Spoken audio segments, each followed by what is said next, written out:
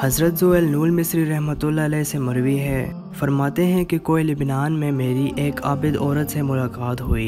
वो पुरानी मुश्क की तरह सूखी हुई थी, जैसा कि कब्र से निकली हुई चली आ रही है, और बड़ी इबादत करने वाली और मुजाहिद वाली थी। मैंने उस औरत से कहा कि तुम्हारा वतन कौन सा है?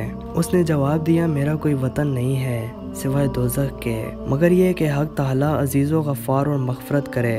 मैंने कहा, तुम पर खुदा रहम करे। फिर मैंने उस औरत से कहा कि मुझे कुछ नसीहत वसीयत करो।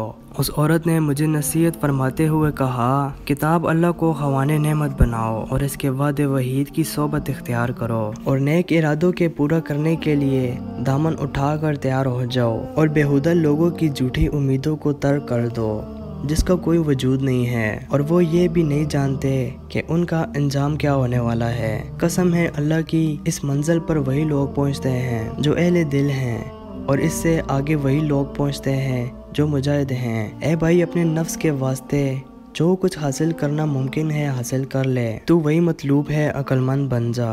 मैंने कहा, मेरे वास्ते दुआ कीजिए। तो उसने अल्लाह की हम्द इस तौर से की कि मैंने कभी नहीं सुनी थी, और इसी तरह दरूद भी ऐसा पढ़ा जैसा मैंने कभी नहीं सुना था।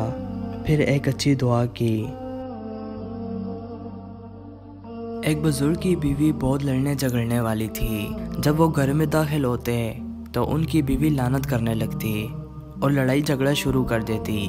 किसी ने कहा, आप दिन रात इसकी झकझक से तलाक देकर किस्सा ही ख़त्म कर दें। उन्होंने कहा, तलाक तो जब चाहे दे दूँ, मगर बात दरअसल ये है, इस औरत की जहाँ बहुत सी खराबियाँ हैं, वहाँ इसके अंदर एक सिफ्त भी है कि ये बहुत वफादार है। अगर बिलफर्ज में गिरफ्तार हो जाऊँ और 50 साल भी जेल में रहूँ, मुझे यकीन है कि मैं घर के जिस भी कोने में इसको बिठा कर जाऊँ, वापसी पर ये वहाँ ही बैठी होगी और किसी दूसरे मर्द की तरफ आंख उठाकर भी नहीं देखेगी। रसूल अल्लाह सल्लल्लाहु अलैहि वसल्लम ने फरमाया, एक आदमी सिर्फ मक्खी की वजह से जन्नत में चला गया और दूसरा जहन्नम में। सहाबा ने अर्ज़ किया, या रसूल अल्लाह, वो कैसे? नबी अकरम सल्लल्लाहु अलैहि वसल्लम ने फरमाया, दो आदमी एक कबीले के पास से गुजरे। उस कबीले का एक बुत था जिस पर चढ़वाहा चढ़वाए बगैर कोई आदमी वहां से नहीं गुजर सकता था। चुनाचा उनमें से एक शख्स से कहा गया कि इस बुत पर चढ़वाहा चढ़ाओ। उसने कहा, मेरे पास ऐसी कोई चीज़ नहीं। कबीले के लोगों ने कहा, तुम्हें चढ़वाहा ज़रूर चढ़ाना होगा, हवा मक्खी ही पकड़ कर चढ़ाओ।